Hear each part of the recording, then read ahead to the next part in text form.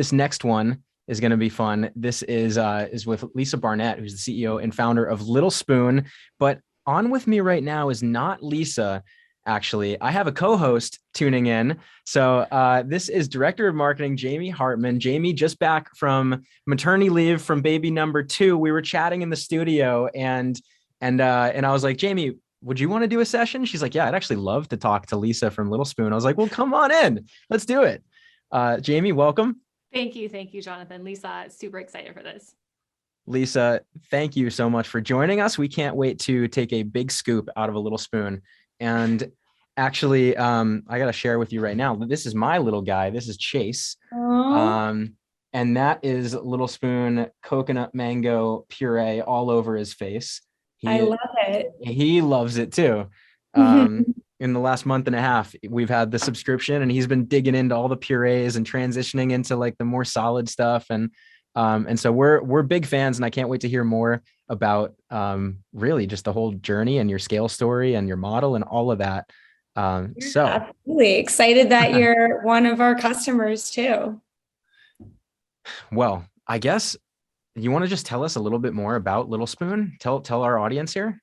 I will. Well, many of you have probably guessed if you didn't look it up or understand what Chase is eating there, but Little Spoon is a baby and kids food company. So we are a national direct-to-consumer brand that manufactures and produces food and nutritional products for everything from your first solids all the way through the big kid years. So we're hyper-focused on early childhood nutrition, and we're really about reinventing the modern parent's experience around keeping their kid healthy. So our mission is, how can we make keeping your kid healthy actually simpler and easier as a parent? So we have a platform, again, all direct to consumer, where we offer anything from super simple purees for like the early eater to chunky blends to biteable type of, finger pitching foods, all the way through big kid meals and snacks and smoothies and everything in between. So we've been around for just over 4 years. I've launched over 100 different products in that time, and have, become one of the fastest growing baby and kids food brands in the nation. And in that process, I've built a large parenting community, which I'm sure we will touch on later. So that's a little bit about what we do. Many avenues I could go into from there, but I'll pause there. Well, why baby and kids food? Let's go there. Like, why was this the thing for you? Yeah, Little Spoon and baby and kids food. I came at it in a couple of different ways, and I have co-founders in the business, and it was one of those interesting situations where all 4 of us were kind of thinking about this general problem from very different lenses and perspectives, and through stroke of luck and undergraduate education, connected with each other to build what is now Little Spoon.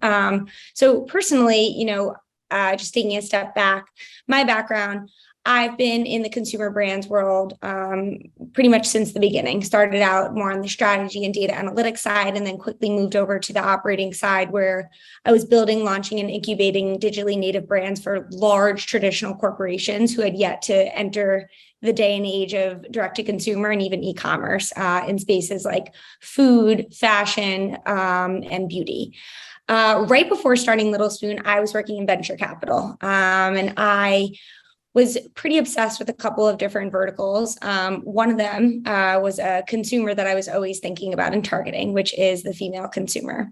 Unsurprisingly, I am a female consumer, so that, I guess you could call me selfish, and I want to solve problems for myself and also my other fellow gender, but found myself centering a lot around various challenges that a woman might face through different life stages, many transformational stages, one of them being becoming a parent.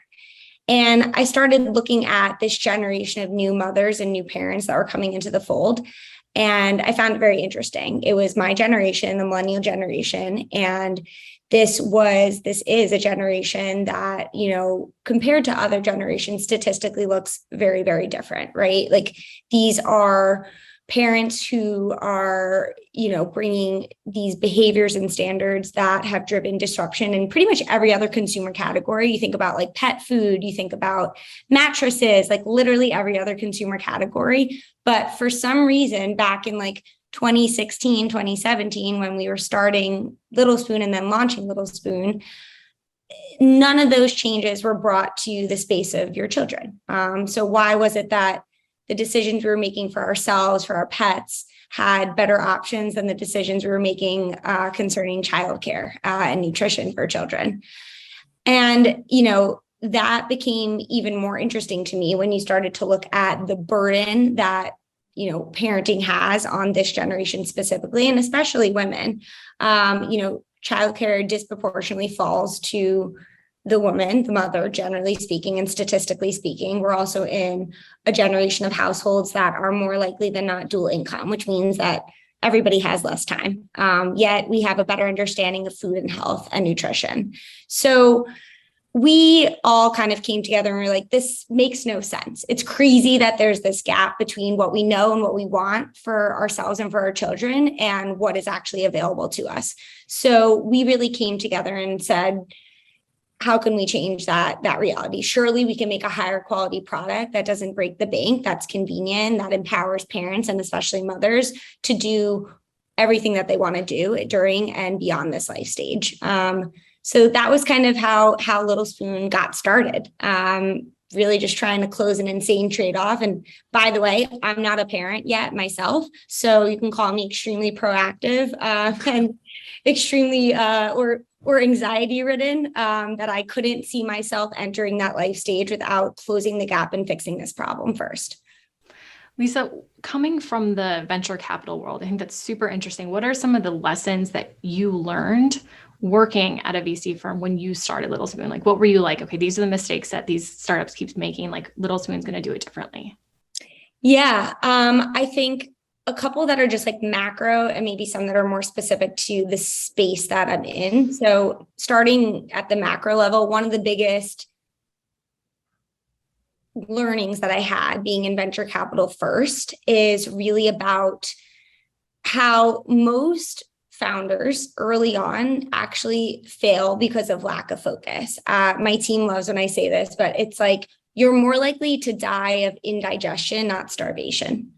And what that essentially means is like, you're not going to be short of ideas. You're going to be short of resources, right? So you really have to focus and prioritize and be methodical about what you're going after and what you're trying, because you simply cannot get it all done. You can't, try every experiment, launch every product perfectly. You have to really say, these are the three things that I think are going to be the biggest needle movers and kind of go from there. The biggest mistakes I saw, especially for early stage venture, which is the stage that I was investing in, was simply teams just lacking focus and trying to do too much.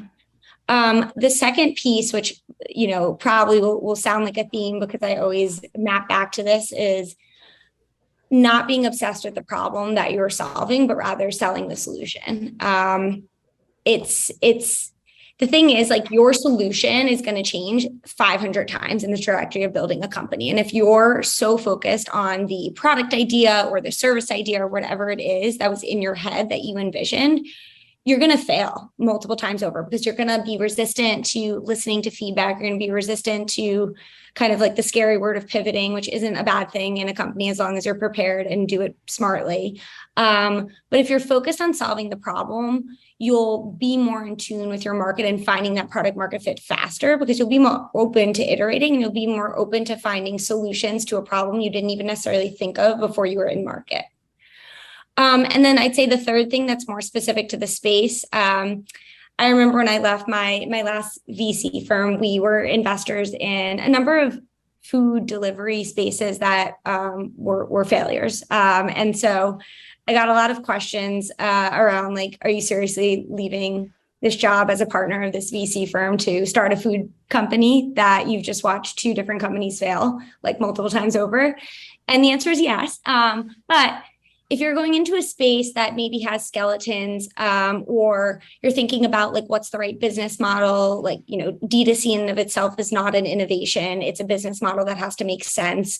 You really need to think about why your business model or concept makes sense, right? Like if I just wanted to start like a snacks company for kids, I would never have gone direct to consumer. But our idea was more how to create a one-stop shop and platform that have a bunch of different products united under a product philosophy where you can take people through a system where they never have to think again about what's next for their child's eating journey. And it really unlocks a lot of time, resources, and energy.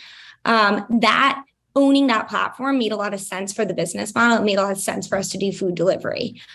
If it were for a different category or even the problem we were trying to solve was different, maybe we would have went straight to the direct, retail grocery route.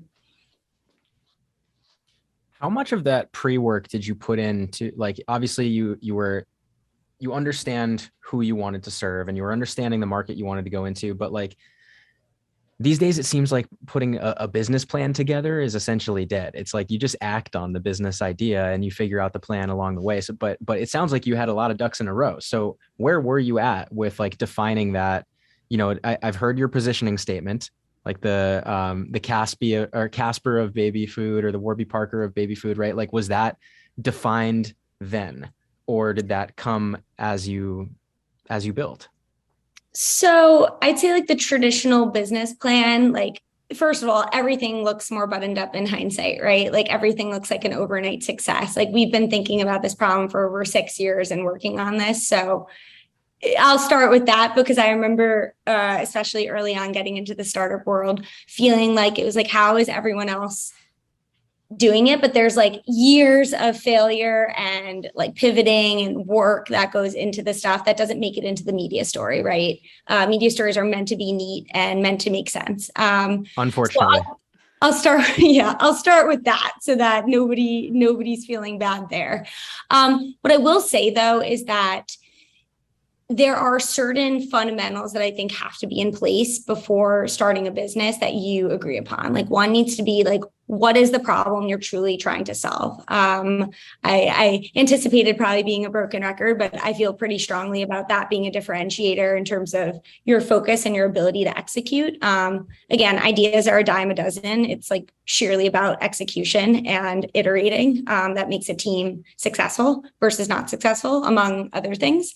So I think like having that problem solidified and unified across, your partners, co-founders, or yourself, is really important to start out. Second, conviction in a business model. And that really comes from understanding the consumer's problem and the consumer need. So there is some level of understanding, research, analysis you might want to do or should do to really validate that this is the right business model that A, can solve that problem, and that B, can create value for your stakeholders, aka can you make money?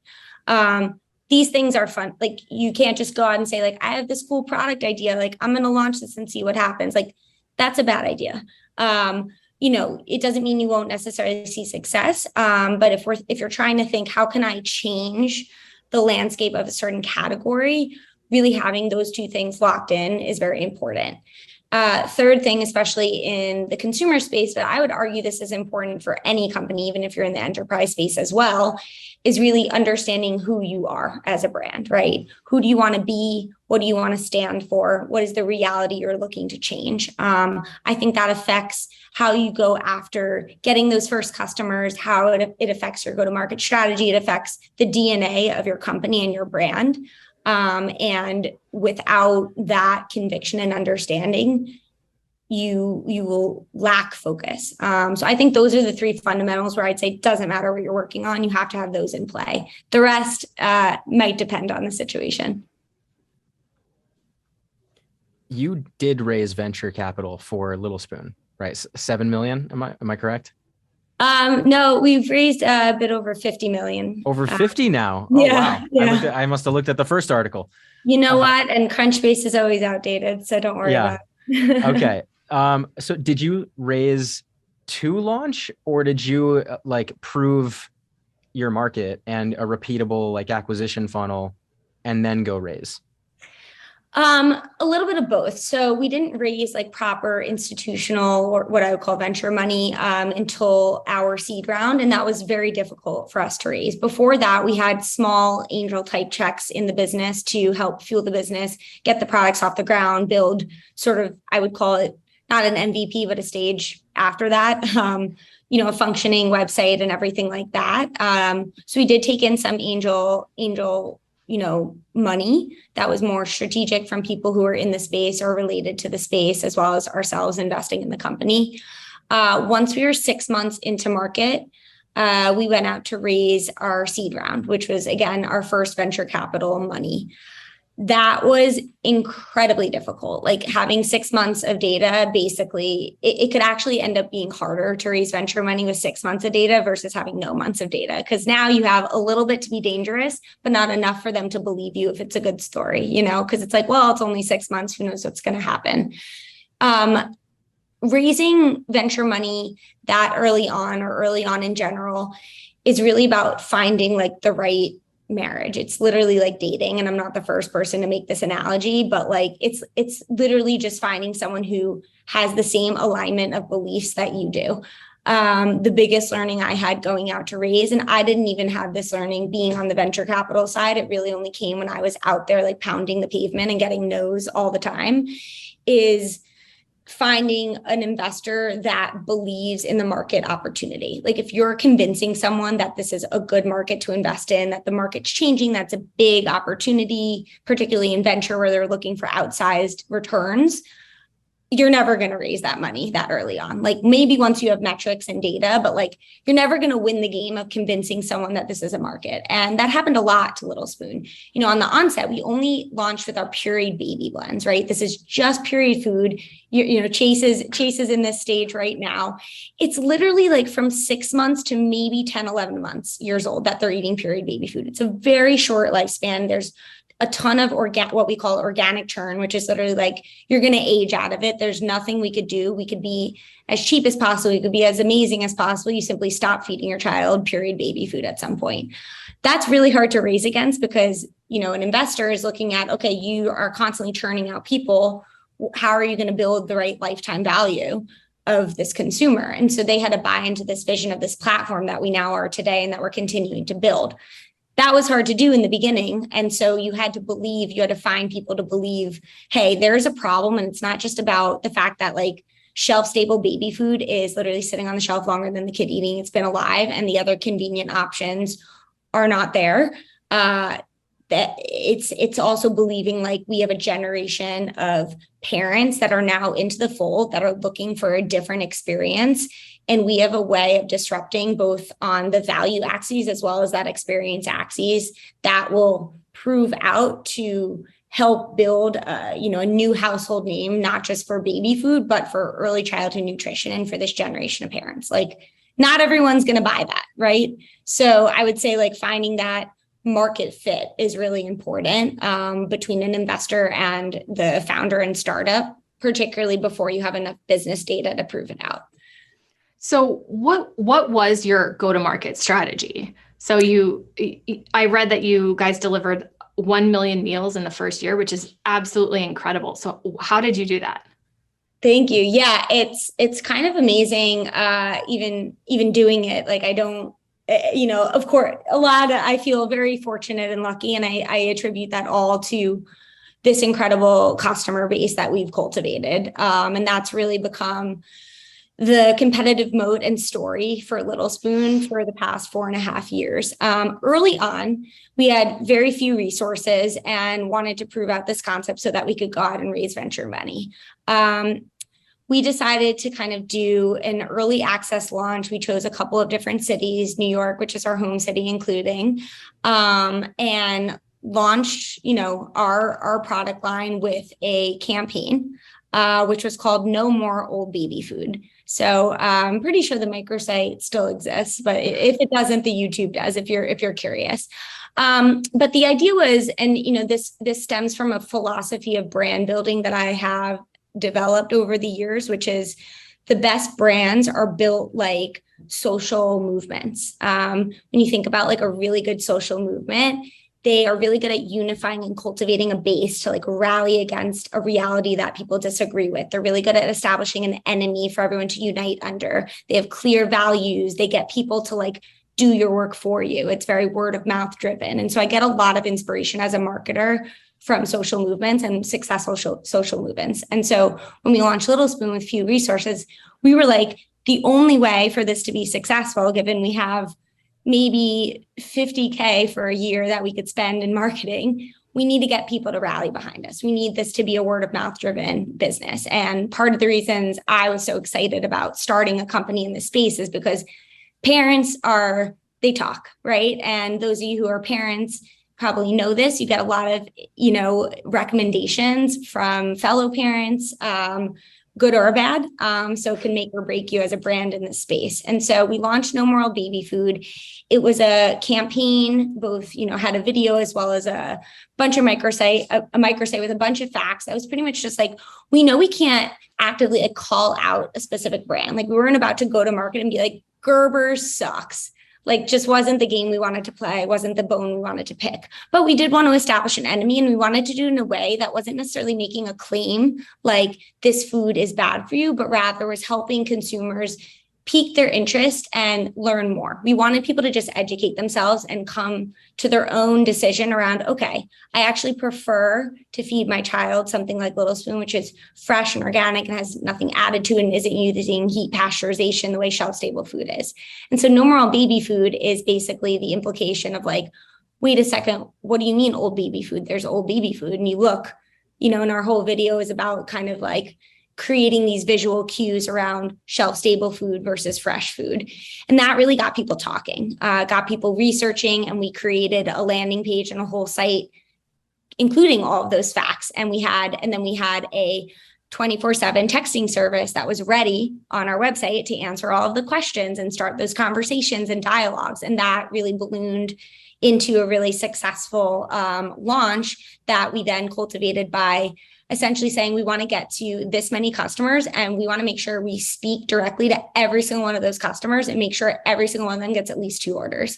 And that's what we did. And sometimes really unscalable work in the beginning becomes scalable because it creates a flywheel and momentum that you could then build from.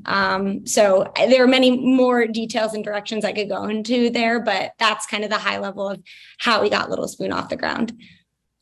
That's so smart. I love that story. All right. So it's know your problem, know your customer, know your enemy. And I love that you did a very brand agnostic enemy that piqued interest and that was tied together in a super holistic, like experiential campaign. Very, very smart. So what was the team size at that time to execute on that? When we launched, I have 3 co-founders, which is great because we covered a lot of bases. And the 4 of us have like completely opposite backgrounds. So that was like a really, I wouldn't call it a happy accident. We obviously knew that going into it, but that was helpful. We had 5 of us. So just our first employee when we launched the business. And we stayed, by the way, very lean up until March, April 2020, COVID. So we were only like 9 people going into COVID. And that's including me and my co-founders. So very few employees for a long time. Now we're over 60. Who was your first marketing hire? Our first hire and our first marketing hire is the same thing. Was really a jack of all trades, person who was kind of running community. So you're probably gathering, I have strong conviction in the power of community and what that could mean for a brand. Our community at Little Spoon is called Is This Normal? I always had a thesis that there would be community that kind of created this long-term sustainable engine for Little Spoon. Didn't know exactly how that was going to happen. I didn't really have a full sense of it, but I knew that I needed a person on board who was A, willing to like pound the pavement, and B, think about it from a holistic perspective. I think sometimes you think community and you think, okay, we're doing these like brand value added initiatives, but they're not really like engines. I wanted to look at that as like your customer is your best source of acquisition. Community can be a performance marketing channel. How do we look at it that way?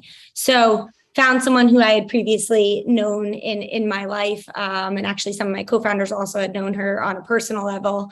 She's no longer with us, but hired her, and she was really a great addition to the team from that regard, because again, regarding the unscalable activities, we went out in New York and said, okay, we're going to secure 50 local partners. No idea if we'll still be partners with them in the future, but we need to get in front of people. And again, I gave, our community, I don't know, we maybe had like $5,000 to work with for, half a year. So like no money to do any of this with. And she literally showed up to music classes, to places new parents were at.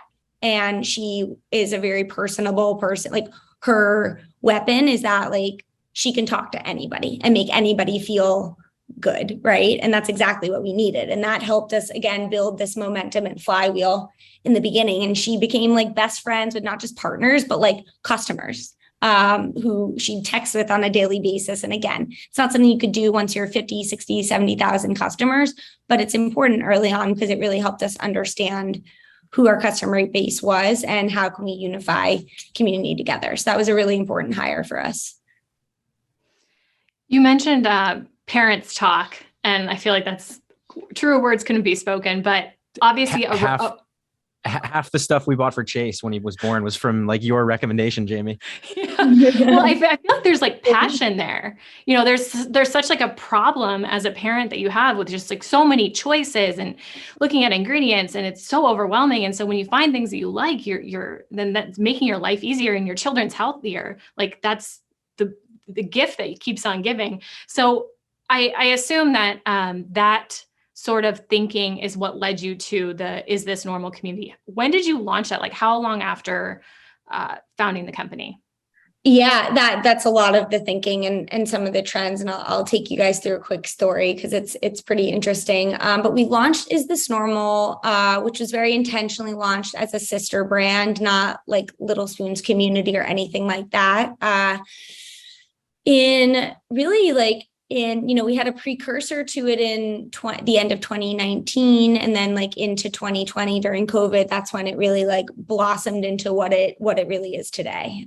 So we launched the business in 2017, so a couple of years after, like it wasn't formalized as a community until more recently. And Is This Normal? Like to your point, it's really touching on the fundamental challenge and reality that parents face, which is that there are so many questions, there are so many moments in your day-to-day where you fundamentally are like, tell me what I'm experiencing is normal. Tell me like these questions, these, things that are happening to me, to my child, to my relationship, to my family are normal. And we saw that very early on, taking like a high level, again, Little Spoon's all about making parents' lives easier. And in the process of doing that with our food, we set up that 24/7 customer service hotline. And this was like a texting service meant to answer questions about anything you had with regard to our products. But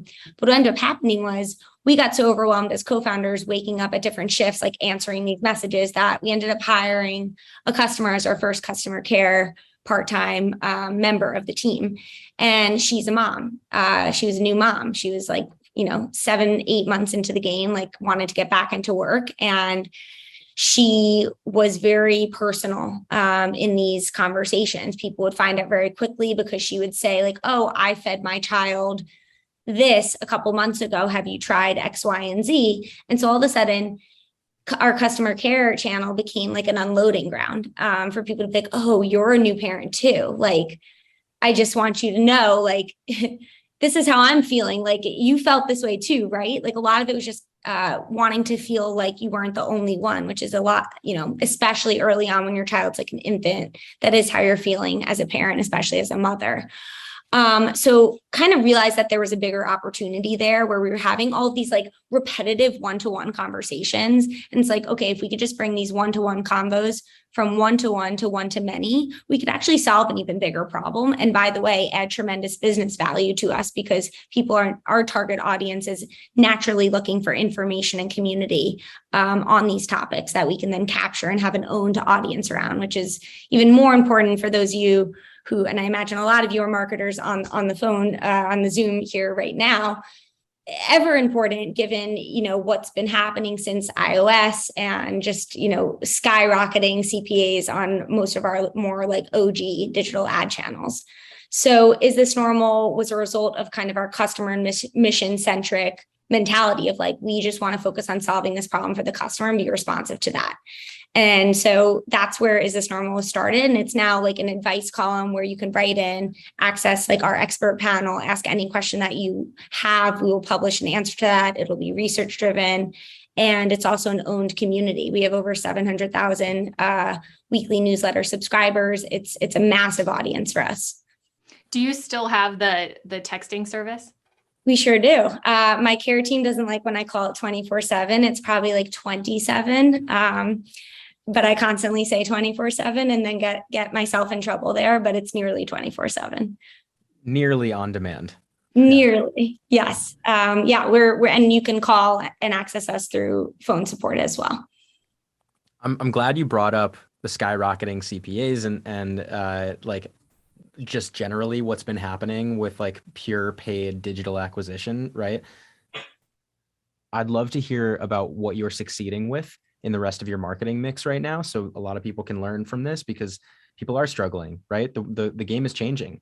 And I think going forward, creative and brand and community, like we've been talking about them for a while, but that's the future of how you win, right? But how do you approach succeeding in those tactics? What channels and what things are you doing with Little Spoon to, outside of building the community to prove repeatable acquisition? Yeah, absolutely.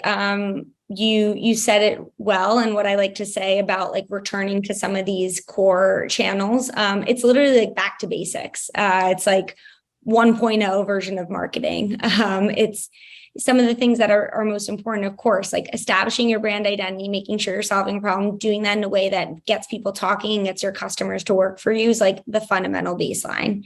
And then from there, it's like, what are the other basics and foundational pieces? SEO, which like people focus on, but like I have to say, we were slowly building Is This Normal's content site for years before it did anything. It takes a long time. It takes a lot of patience. And for those of you who are hoping to or currently run venture-backed companies, not all VCs have the patience for it. You have to find the right VC, but it is worth doing. Outside of that, it's like, okay, you have your funnel, right? You have, how are you generating leads? How are you generating like emails cheaply or efficiently rather? And that comes from the brand awareness campaigns, getting your customers to work for you, really figuring out like what is your organic content strategy across all of those channels is super important, super difficult. But that's worked really well for us. We've figured out what kind of information our customers want. We're going after a segment that is looking for very specific information, and that's helped us tremendously. We still, by the way, play in Facebook and all the traditional channels. Don't want to paint a picture of like we've been able to build this business to where it is today with no money in Facebook marketing. We absolutely play in that, but you really need to understand like, what are you willing to spend and what part of the funnel is that driving mostly for you? So really having that like data underlay and understanding from, and this is like, I hesitate to use the word attribution because I think people get obsessed with that. And it's more of an art than a science, which is my strongest recommendation to all of you who are potentially wasting time getting too scientific about it. But understanding like what these channels that might be more expensive are playing in your stack is very important. Get those leads there. And then mid funnel is something that I think a lot of people haven't focused on. At Little Spoon, we've been very successful with email and SMS. Some of this is due to our customer base. Again, this is a customer that's looking for very specific information. And so those channels like play to our advantages, but we have best in class open rates. We have a very highly engaged lead set. And that mid funnel helps reduce CACs significantly because once we acquire that lead, we spend as little money as possible on retargeting, almost none. We've gotten very good. It used to be that it would take a month for us to convert leads. We're doing this in days now, right? And that understanding that journey, and not every purchase, by the way, is going to be able to move from a month to days. That's, in my space that has worked, but you'll have your own analog to that, of course, too. And then lastly, really understanding some of the accelerants to doing well on some of these digital ad platforms. So we're all like probably talking about TikTok and trying to understand TikTok, but like the higher level learning for Little Spoon is like, okay, we need to like figure out how to do well in some of these channels that require very native content and very like trend-based information and content development. And so what we've done that isn't unique to Little Spoon, but if you can build the engine right, I think this can be quite powerful, particularly for B2C companies, is locking in your influencer strategy with your content strategy. So like really figuring out how do you broker and segment your influencers from micro to higher level to both create content to whitelist and to promote for you and create commission structures and everything that protects your CPA. And that's been really successful for us and something that we honestly didn't do for a while. It was kind of like a blessing and a curse with Little Spoon that we did have such a strong word of mouth and community, because it didn't force us to do a lot of other things for a pretty long time. What advice do you have for, say, a company that hasn't really worked with influencers before, but is just kind of approaching it right now? What would you tell them? I would say think about like segmenting your influencers and what you want from them. For many companies, especially if you have a service or product you can give away, you might choose to go after some of the smaller influencers to do an exchange of services and have them post. And that's more around just get a lot of them on board, cultivate almost like a small influencer community, similar to how you would treat a customer base, and leverage them for that purpose as well as for content. Then moving up the chain, it becomes more about paid influencer deals and reach. And so that's kind of, thinking about and experimenting with how do you find your heavy hitters and how do you find, budget to do the experimenting for those larger influencer following, and kind of knowing that while paid influencers is a performance marketing channel, it's pretty unreliable. So you need to like be very programmatic around, okay, this month, I know these 2 influencers are going to perform. These 10 are like a crapshoot. So I'm not going to rely on my conversions from those 10, which means I have to like double down on something else and sort of cushion it with a different, channel or spend or campaign that you're running to help balance that out. And that's really coming from, and I really don't think any company should be out there treating customer acquisition purely for volume at these days. Like that age is over. Like you need to focus on like your unit economics. You should know exactly when you're paying back on that customer, and you should never blindly sacrifice on, the economics just for volume. And so paying attention really early to find that formula and balance that out when you're testing an influencer, because it can get expensive, is really important. By the same nature, though, don't be too frugal. Like you need to give enough money to see an experiment run through. I know that's really annoying to hear because it's like, be careful, but like, don't be careful. But this is why we're all entrepreneurs. We like the seemingly impossible problems, right? Absolutely. Lisa, leaning into influencers, trying TikTok, building a community, doing any of these things outside of like Facebook ads or SEO, right? Like there's a standard playbook and then there's an experimental playbook. Like what advice do you have for companies to, I guess, like how they should think about the percentage of effort, time, resources, money, et cetera, that goes into things that they don't need to do now, but probably should explore before the other thing runs its course? Yeah, I mean, that is so hard to do. And, I think the higher level takeaway that I've learned over the years is like, have rules for yourself, but be malleable, be open and responsive to the environment. That being said, I've never had a rule of thumb play out in more arenas, in more experiences, whether it's startup, big company, any problem than the 80-20 rule. Like there's a reason it's a rule. Literally it holds for almost everything I've tried to, just because I want to be like devil's advocate, I've like tried to upstand it. But I think that like more or less plays, whether it's 80-20, 70-30, like you should be focusing most of your efforts on like the big needle movers, the things that are working, building that engine. And then the other 20 to 30% of like, what's the future stuff? How do I like future proof? How do I invest in some potential experiments or longer term plays for the business? Love that. People are calling this a masterclass in marketing in the comments. So I think we're giving the people what they wanted out of this session. Lisa, this has been awesome. Happy. That's great. Well, thank you for having me. It's been great to be with you guys.